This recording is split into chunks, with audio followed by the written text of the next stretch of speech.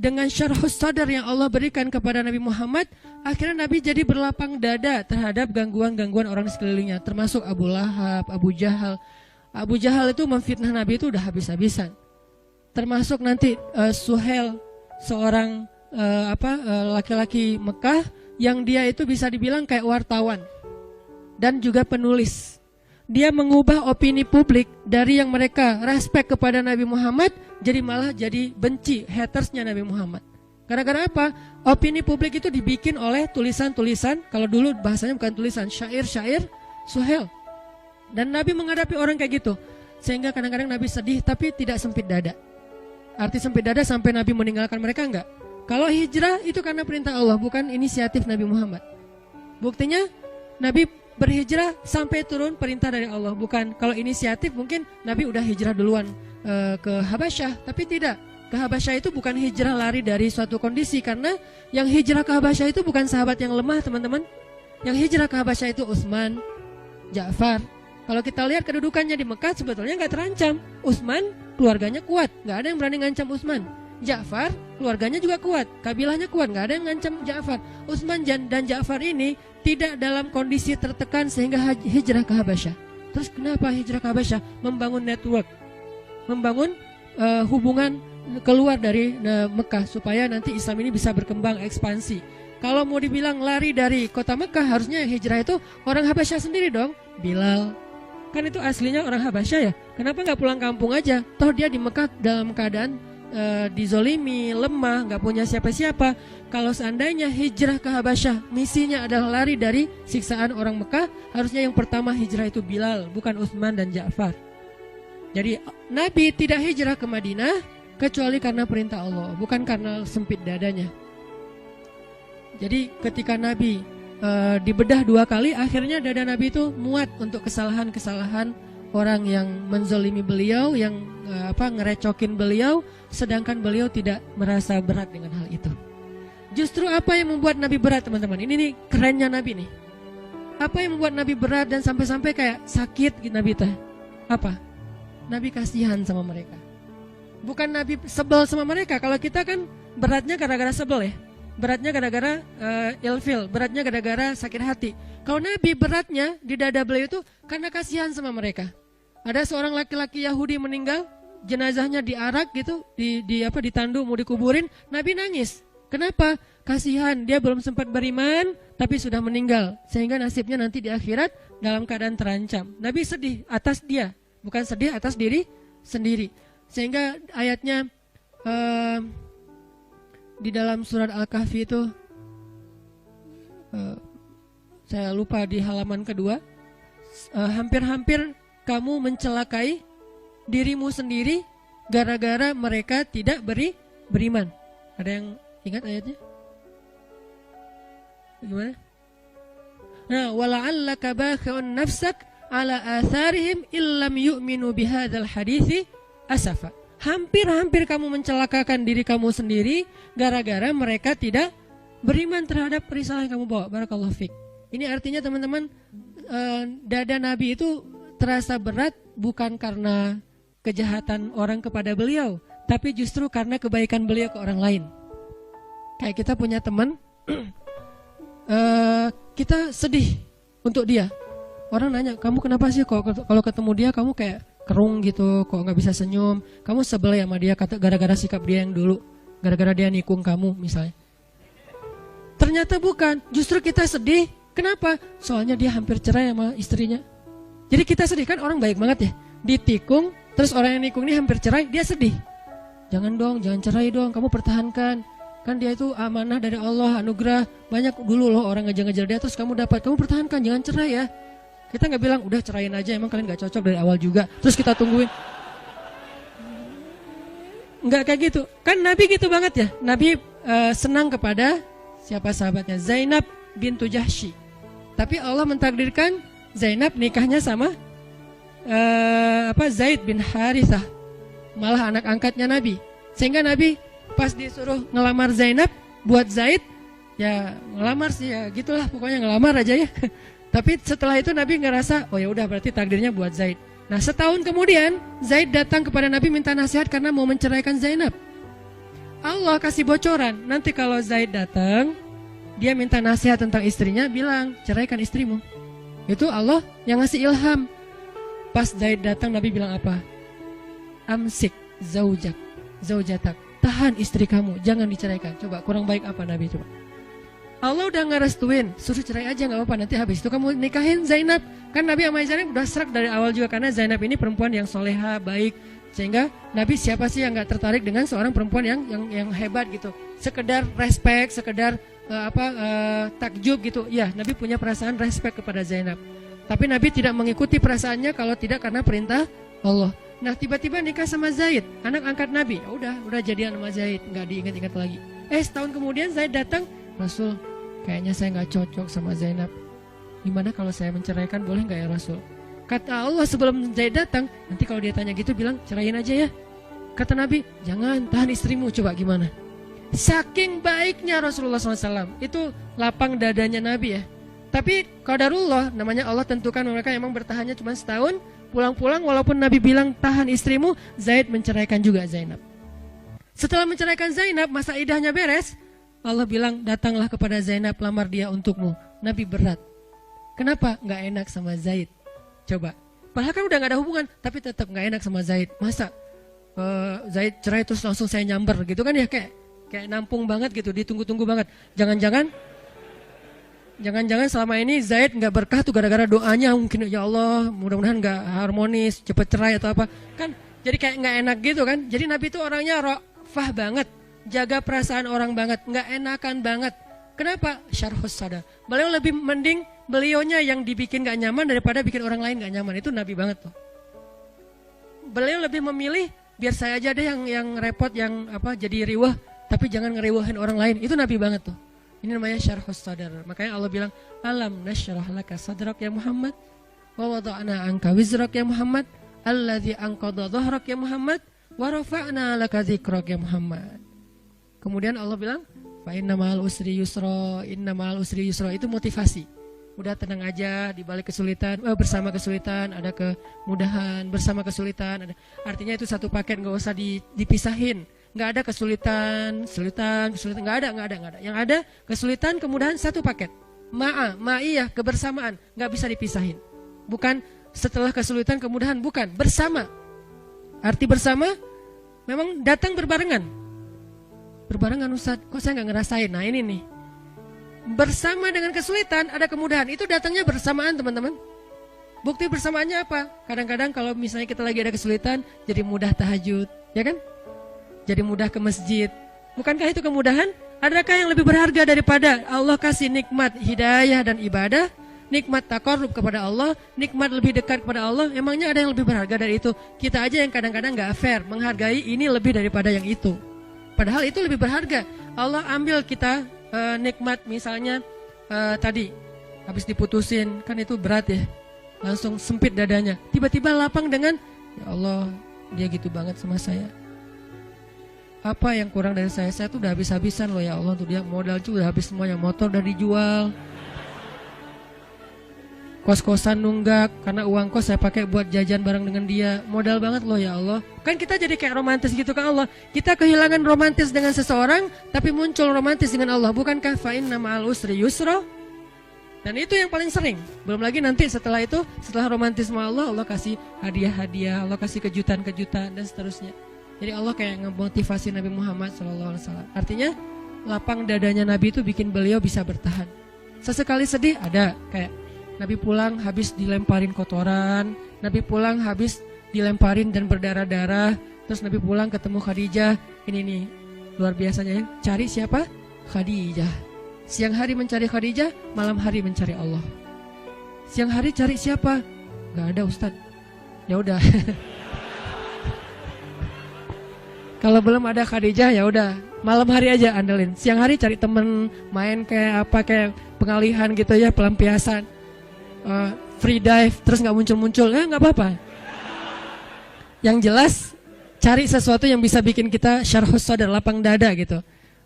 Kemana lagi ya, main kemana lagi ya, ya nggak apa-apa lah. Tapi kalau Nabi karena alhamdulillah beliau udah punya Khadijah yang solehahnya super duper luar biasa, akhirnya pulangnya mencari Khadijah. zammiluni, zammiluni, selimutin aku, selimutin aku. Itu kan bahasa manjanya Nabi ke Khadijah ya. Sehingga Khadijah menyelimuti Rasulullah bukan terus ditinggal ke dapur, enggak. Diselimutin dan didekap oleh Khadijah, dibikin nyaman oleh Khadijah. Dalam pelukan Khadijah lah turun ayat ya ayyuhal muzammil. Dalam pelukan Khadijah lah turun ayat ya ayyuhal muddatsir. Di dalam pelukan seorang perempuan yang soleha yang luar biasa. Satu di antara 4 perempuan yang sempurna di muka bumi. Nah, baru Allah suruh bangun. Ya ayyuhal muzammil kum. Kumil laila illa qalila. Kumil lail. Bangunlah di malam hari. Curhat, ada apa hambaku? Jadi pertama curhatnya kepada istrinya. Karena kenapa? Baru pulang langsung Khadijah zammiluni, Khadijah zammiluni. Dipeluk oleh Khadijah, diselimutin oleh Khadijah. Terus Nabi cerita apa yang terjadi di luar. Kemudian Khadijah memotivasi Nabi, menenangkan Nabi. Nabi tertidur, ya ayyuhal muzammil, kumil laila illa qalila, nisfahu aw inqus minhu qalila, aw zid alaihi waratil qur'ana tartila. Dan seterusnya, inna nasyi'atal lail hiya ashaddu wat'an wa aqwamu qila. Intinya adalah Nabi pernah ngerasa sedih ya, tapi nggak sampai buat dada beliau sesek, nggak. Langsung Allah tenangkan. Gimana? Ternyata salah satu syarat syarhus sadar menikah. Salah satu cara mendapatkan syarhus sadar adalah menikah.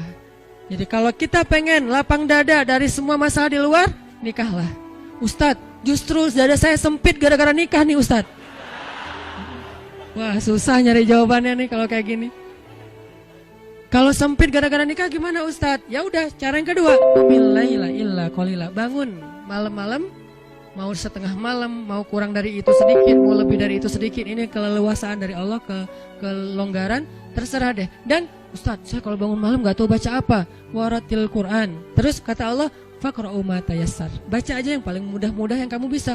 Yang mudah itu lagi Ustadz. Gak apa-apa, Allah gak pernah bosan kau dengan ayatnya. Kita doang yang bosan. Kita emang orangnya membosankan sih.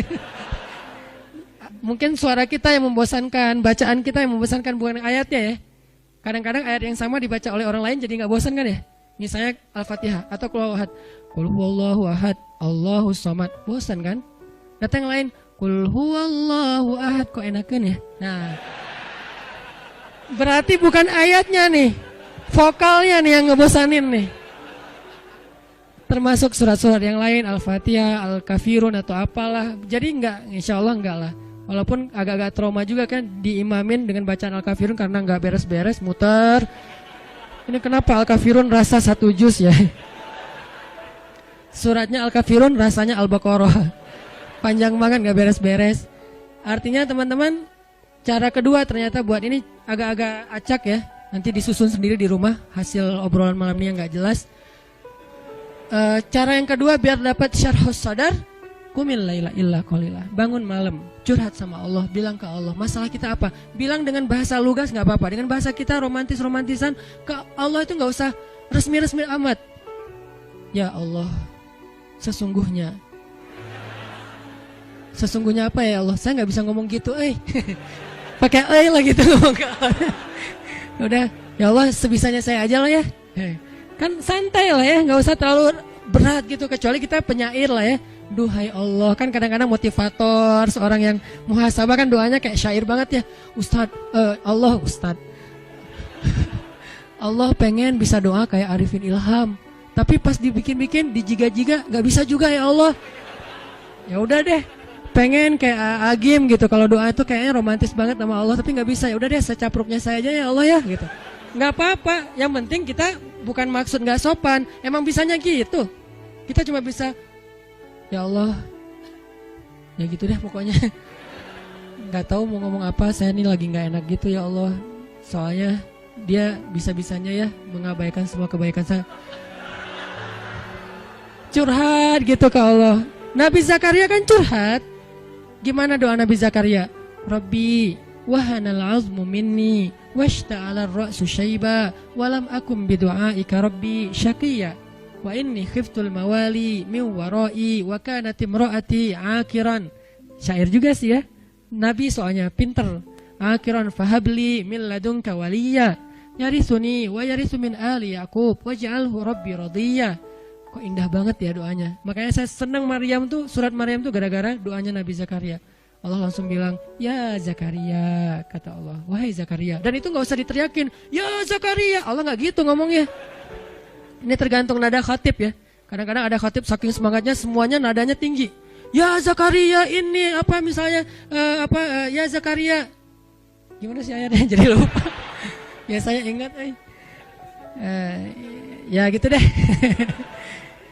Surat yang paling sering dibaca malah lupa. Artinya Allah tuh mereplay, langsung ngerespon, langsung typing doa-doa Nabi Zakaria. Jadi kalau kita pengen syarhus sadar, minta ke Allah. Terutama di sepertiga malam terakhir. Cara yang lain, pas lagi ada masa, saat itu juga doa, Rabbi syrah li sadri. Gak apa-apa segitu doang. Ustaz doanya kok dipotong karena butuhnya itu. Mau diutuhin gak masalah. Cuman kalau misalnya kita pengen diulang-ulang, Rabbi syrah li sadri. Istri ngomel terus Rabbi syrah li sadri. Rabbi syrah li sadri. Kamu ngapain sih komat-kamit? Rabbi syrah li sadri mah. Oh. Kok doanya buat diri sendiri aja? Mama enggak? Oh mama mau? Mau dong Ci. Rabbi syrah sadraha. Ya Allah lapangkan dada dia. Kamu nuduh aku sempit dada? Loh salah aku apa mah? Ya kamu emang salah dari dulu juga dari awal. Oh iya mah. Terus maunya mama apa? Ya gitu deh. Rahasia. Biasanya ada maunya tapi gak usah dijelasin di sini, disensor. Bahaya, kasihan. Jadi teman-teman kayak tadi ada teman kita lagi ngomel, orang lagi debat di sosmed, pasangan kita lagi mungkin nggak nyaman segala macam perlakuan orang ke kita. Rabbi syrah li sadri, Rabbi syrah li sadri. Minta sama Allah kayak Nabi Musa meminta kepada Allah. Sehingga ketika Nabi Musa ketemu Fir'aun, Nabi Musa bicaranya enak gitu. Terus kata Allah, idhaba ila Fir'aun faqula lahu qawlan layyinan. Pergilah kepada Firaun, ucapkanlah kepada Firaun itu ucapan yang baik, yang lembut, layyinan. Gimana coba mau ngomong ke orang yang paling dibenci dengan bahasa yang layyin, yang lembut? Itu susah loh. Emang Musa benci sama Firaun? Benci banget. Kenapa benci? Karena Firaun itu membunuh ribuan anak bayi Bani Israel bertahun-tahun, lebih dari 10 tahun. Anak bayi itu baru lahir, langsung diambil, dipenggal kepalanya, dipatahin lehernya, dibenamkan di dalam padang pasir, ditaruh ke sungai Nil, dimakan sama kuda Nil. Dikasih makan untuk hewan-hewan peliharaan Firaun kayak singa, harimau, hidup-hidup loh. Dan itu di depan orang tuanya, dibakar hidup-hidup segala macam. Jahatnya Firaun itu luar biasa sehingga Musa yang merasa kaumnya selama ini dizolimin terus-terusan oleh Firaun, termasuk dia dan keluarganya, itu sangat marah kepada Firaun. Tapi kata Allah, qula lahu qawlan layyinan. Kalau kamu ketemu dia, ucapin yang lembut-lembut ya. Sehingga akhirnya Musa datang kepada Firaun, dakwahnya lembut.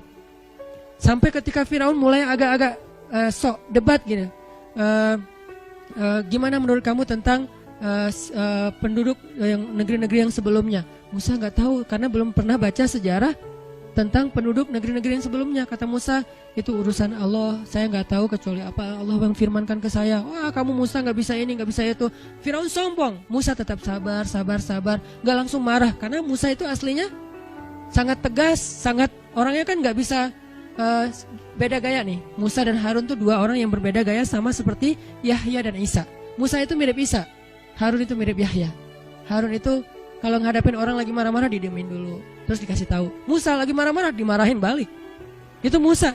Makanya Musa ketika pulang 40 hari lagi mendapatkan wahyu, ngelihat kaumnya sudah syirik, apa yang dilakukan Musa? Dia pegang jenggot kakaknya Harun, dibanting sama Musa. Tarik gini. Kenapa kamu biarkan mereka syirik? Kan saya sudah serahin mereka jadi tanggung jawab kamu. Apa kata Harun? Saudaraku, jangan kau tarik janggutku. Coba.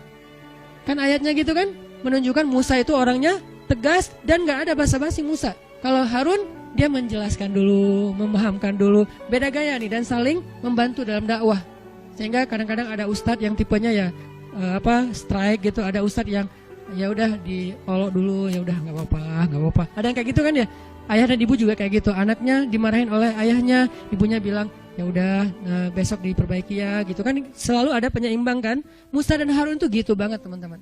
Akhirnya Musa mengumpulkan kaumnya semuanya, dimarahin satu-satu dan disuruh untuk bertaubat dengan cara yang sangat-sangat berat. Ketika mereka syirik, Harun mengatakan, wahai kaumku, bukankah Musa baru saja meninggalkan kalian beberapa hari yang lalu? Artinya dakwahnya belum hilang dari ingatan kalian. Kenapa kalian sudah kufur? Bukankah Allah baru saja menyelamatkan kalian dari tenggelamnya di Laut Merah? Kenapa kalian sekarang sudah kufur kepada Allah? Difahamkan, diingatkan oleh Harun. Kalau Musa, sini kalian semuanya, udah bunuh diri. Gitu. Ngeri banget kan ya? Ini beda gaya nih, Musa dan Harun. Tapi setelah Allah lapangkan dadanya, Musa gak gitu ke Firaun. Firaun marah-marah, Musa diamin dulu. Apa Musa takut? Enggak, bukan tipe Musa yang penakut. Orang dia dorong, enggak ada orang, cuman toel doang mati kan ya. Lo Firaun masih ingat gak 15 tahun yang lalu? Apaan? Gua toel orang mati, lo mau digituin? Kan bisa aja. Apaan sih lo? Firaun digituin doang, Firaun mati. Kan sejarahnya nanti di Al-Quran jadi beda lagi kan. Firaun mati di toel Musa, kan enggak ya? Nah, kenapa enggak ada adegan itu? Karena Musa enggak marah. Musa berlapang dada. Ini pentingnya lapang dada. Sampai bisa ngadapin Fir'aun. Fir. Sampai bisa ngadapin Fir'aun. Nah, Nabi Muhammad juga kayak gitu. Gara-gara udah Allah lapangkan dada, alam nasyrah laka sadrak, akhirnya ujian-ujian yang dihadapi Nabi Muhammad, beliau hadapi dengan lapang dada. Salah satu yang terberat, suatu saat Bilal pernah nanya kepada Rasulullah SAW. Bilal apa Abu Hurairah kalau nggak salah. Di tafsir Al-Insyirah, kata Abu Hurairah, ya Rasulullah, pernah nggak engkau melalui, Aisyah nanya, ya Rasulullah, pernah nggak engkau melalui satu hari yang paling berat dalam hidupmu? Kapan? Aisyah nanya, kapan sih hari yang paling berat buat Nabi dalam hidupnya? Kata Nabi, hari ketika saya datang ke Taif, lalu orang-orang di Taif itu melempari saya, mengusir saya, mencela saya, dan saya dikejar-kejar keluar masuk kebun korma seharian. Itulah hari yang paling berat buat saya. Lalu ketika saya sudah selamat dari pengejaran mereka, saya berhenti di sebuah daerah namanya kebun Nakhlah. Di daerah Nakhlah itu tiba-tiba datanglah Jibril dan memperkenalkan saya dengan seorang malaikat. Jadi Jibril memperkenalkan Nabi dengan sesosok malaikat. Malaikat apa itu? Malaikat penjaga gunung. Kata Jibril, ya Rasulullah, ini malaikat penjaga gunung. Silakan kalau ada request ke beliau. Kata malaikat penjaga gunung, perkenalkan saya Rasulullah, saya malaikat penjaga gunung. Allah sudah memerintahkan saya ikuti semua permintaan Muhammad. Ya Rasulullah, kami sudah melihat bagaimana mereka memperlakukan engkau. Jika engkau mau, saya akan ambil 2 gunung ini, saya benturkan di kepala mereka. Kebayang gak? Bukan 2 batu, 2 gunung di kepala mereka digituin. Malaikat marah. Emang malaikat bisa marah? Bisa marah, bisa cinta, bisa marah, bisa kasihan. Malaikat, tapi tidaklah mereka marah kecuali karena Allah. Jadi mereka gak bermaksiat. Kalau engkau mau ya Rasul, saya ambil 2 gunung batu itu, saya benturkan sampai jadi hancur lebur di kepala mereka. Kata Rasulullah, jangan.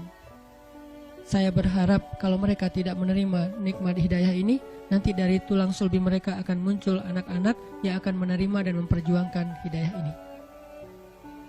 Kata Nabi Muhammad kepada Aisyah. Lalu kata Aisyah apa? Saya tidak pernah melihat ada orang yang lebih lapang dada daripada Rasulullah SAW.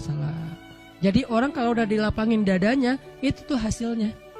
Apakah cukup segitu? Masih banyak adegan lain yang Nabi itu lapang dada banget. Dan terutama dalam kondisi keluarga beliau yang mungkin cukup rumit. Karena emang Allah amanahkan untuk beliau sekian banyak perempuan yang harus beliau nafkahi, yang harus beliau bahagiakan. Itu amanah dari Allah, bukan mau-maunya beliau. Allah yang amanahkan 1, 2, 3, 4 dan seterusnya. Untuk apa? Supaya mereka diperlakukan oleh Rasulullah dengan perlakuan yang baik. Kok mereka yang dipilih Ustadz? Karena mereka lah perempuan paling istimewa di muka bumi. Jadi saking sayangnya Allah kepada Aisyah, Hafsah, Ummu Salamah, Zainab, Maria, Sofia dan yang lain-lainnya, saking sayangnya Allah kepada mereka karena kesolehan mereka, akhirnya Allah hadiahkan untuk mereka seorang Nabi, Rasulullah SAW. Tapi tetap aja namanya perasaan kan ya, rumit kan, gak bisa dijelasin dengan teori-teori logis. Akhirnya Nabi harus berdamai, harus lapang dada dengan kecemburuan mereka, percekcokan di antara mereka, ngambeknya mereka, bapernya mereka, dan seterusnya. Nabi lapang dada. Dan kalau kita baca cerita lapang dadanya Nabi kepada istrinya, berat, luar biasa tuh ya. Sampai kita, wah susah kalau gitu ditiru. Tapi di sini ada pelajaran, ternyata lapang dada itu bisa bikin kita mampu menanggung yang tidak mampu ditanggung orang lain.